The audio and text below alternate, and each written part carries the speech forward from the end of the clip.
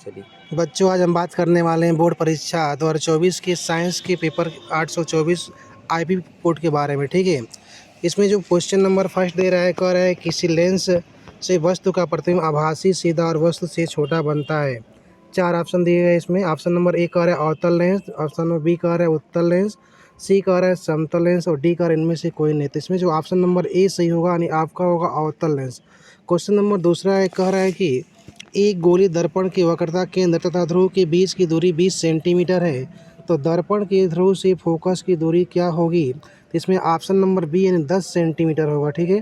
Question number तीसरा है, प्रकाश की किस घटना के कारण आकाश नीला दिखाई पड़ता है?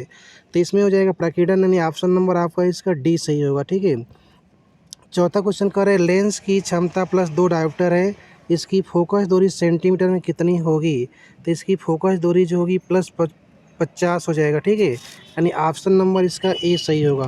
क्वेश्चन नंबर अगला चल रहे हैं। क्वेश्चन नंबर 5वां कह रहा है कि फ्यूज तार को निम्नलिखित घरेलू विद्युत उपकरण के किस तार के श्रेणी क्रम में जोड़ा जाता है?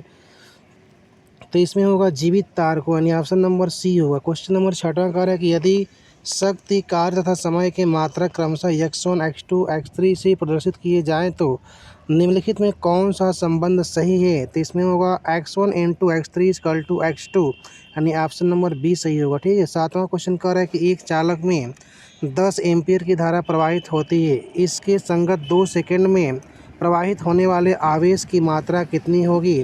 तो इसमें होगा आवेश की मात्रा 20 कूलम, यानी ऑप्शन नंबर सी सही होगा।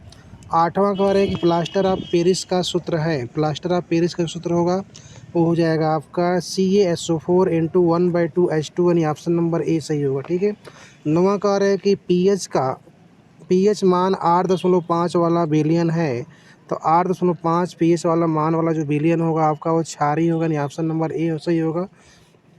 क्वेश्चन नंबर 10वां जो कह रहा है कि CH3 tends to CH3 CHO का IUPAC नाम होगा, तो ये हो जाएगा 2 मेथिल प्रोपेनल होगा।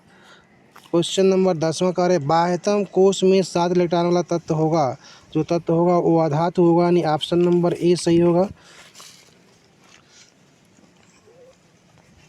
अगला क्वेश्चन आपका क्वेश्चन नंबर 12 कह रहे हैं कैल्शियम नाइट्रेट का रासायनिक सूत्र होगा, तो CaNO3 का ट्वाइस होगा, यानी ऑप्शन नंबर बी सही होगा।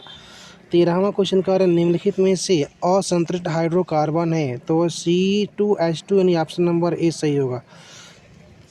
क्वेश्चन नंबर 14 कह रहा है कि रक्तदाब नापा जाता है, तो जो रक्तदाब नापा जाता है वो आपका जो होगा इसमें ऑप्शन नंबर ए यानी स्कैमो मैनोमीटर द्वारा मापा जाता है। और क्वेश्चन नंबर जो है 15वां कह रहा है निम्नलिखित में से कौन सा पादप हार्मोन है? तो निम्नलिखित में से कौन सा पादप हार्मोन होगा? तो इसमें हो जाएगा साइटोकाइनिन, यानी ऑप्शन नंबर जो होगा वो आपका सी सही होगा। 16वां क्वेश्चन कह रहा है कि एक लिंगी पुष्प है, एक लिंगी पुष्प जो होगा इसमें आपका पपीता होगा, यानी ऑप्शन नंबर बी सही होगा। क्वेश्चन नंबर 17 कह रहे हैं पुनर्जनन का उदाहरण है, तो पुनर्जनन का जो उदाहरण होगा प्लेनेरिया, यानी ऑप्शन नंबर डी सही होगा। और 18वां क्वेश्चन कह रहे हैं कि ओजोन परत का क्षरण निम्न में से किसके कारण होता है? तो ये होता है आपका क्लोरोफ्लोरोकार्बन, यानी ऑप्शन नंबर डी सही होगा।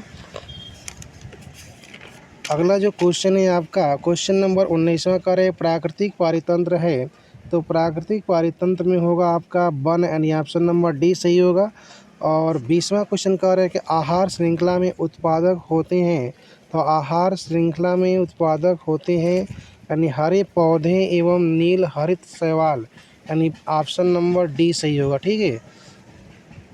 इस प्रकार आपका जो ऑब्जेक्टिव क्वेश्चन कंप्लीट हुआ।